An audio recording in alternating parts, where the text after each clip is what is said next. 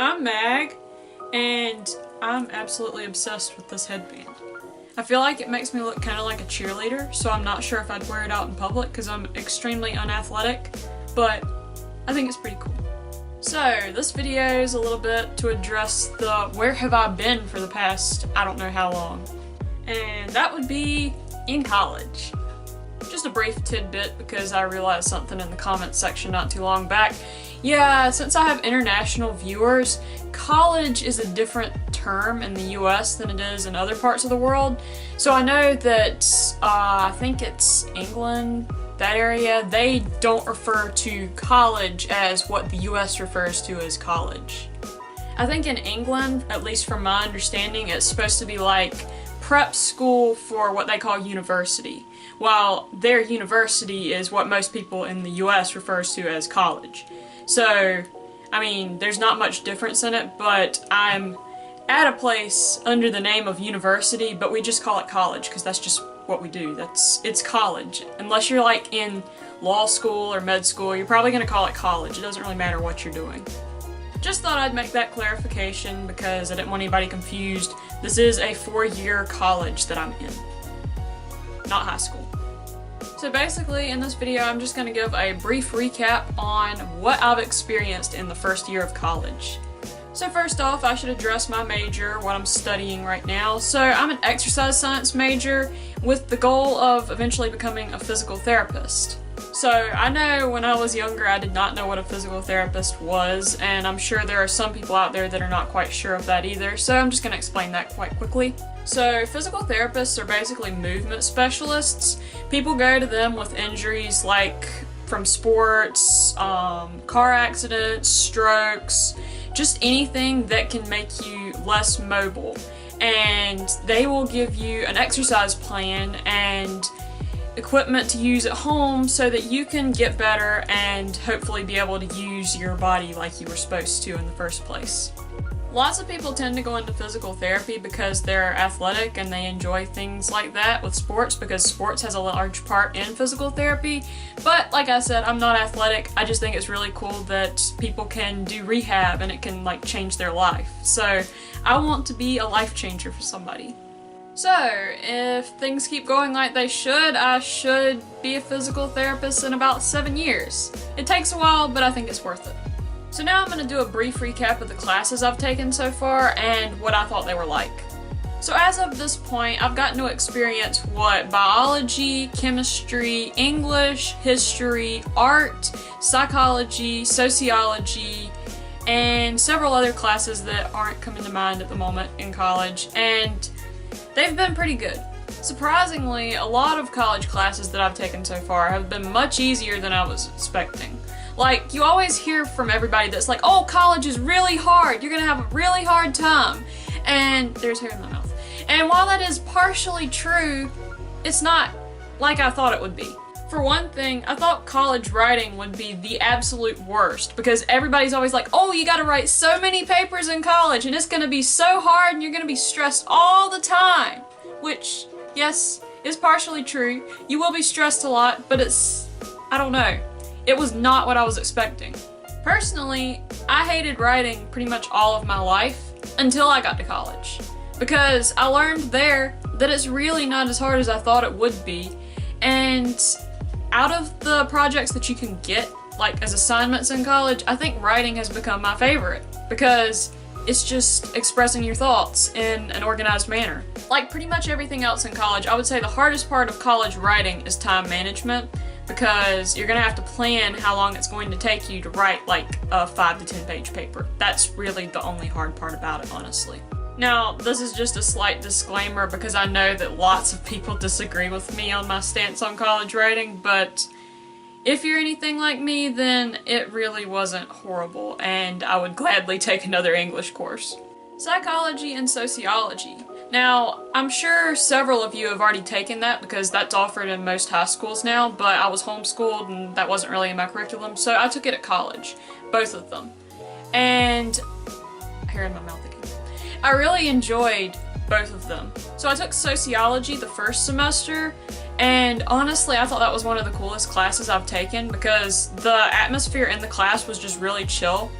And we had just like a reader to do our homework with, and that was so cool. They had so many stories in there that I just thought were amazing because it opened my mind to ideas that I'd never thought of. I also first learned about feral children and nature versus nurture in sociology, and if you've never heard of that, I think that's like the craziest yet coolest concept. It's really sad, but it's such an interesting study, and I actually wrote a research paper on that in psychology.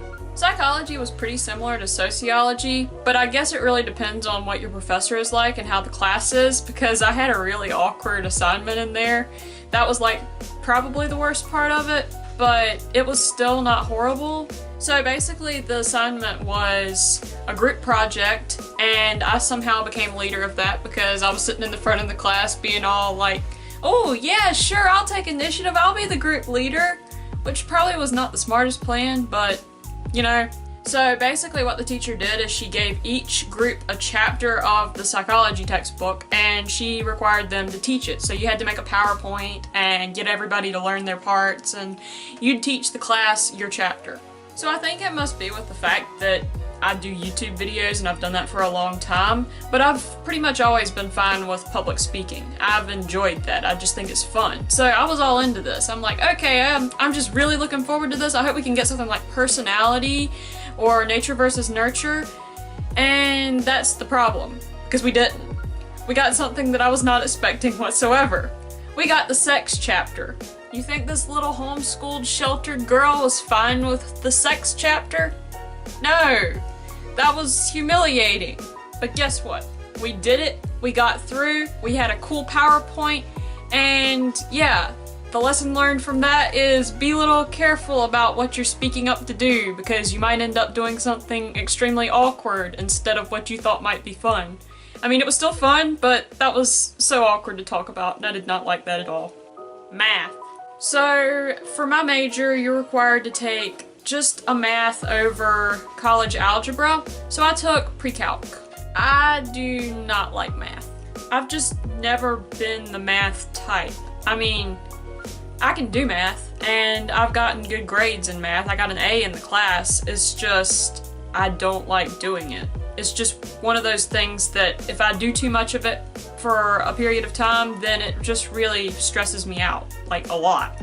But honestly, even the math wasn't horrible, as long as you just did the study work for it. Not to mention the fact that the math professor was probably the best professor I've had so far, so that definitely made the class a little bit better. PE! Believe it or not, yes, PE is actually a thing at my college, which I think is kind of cool, but like every student there is required to take PE.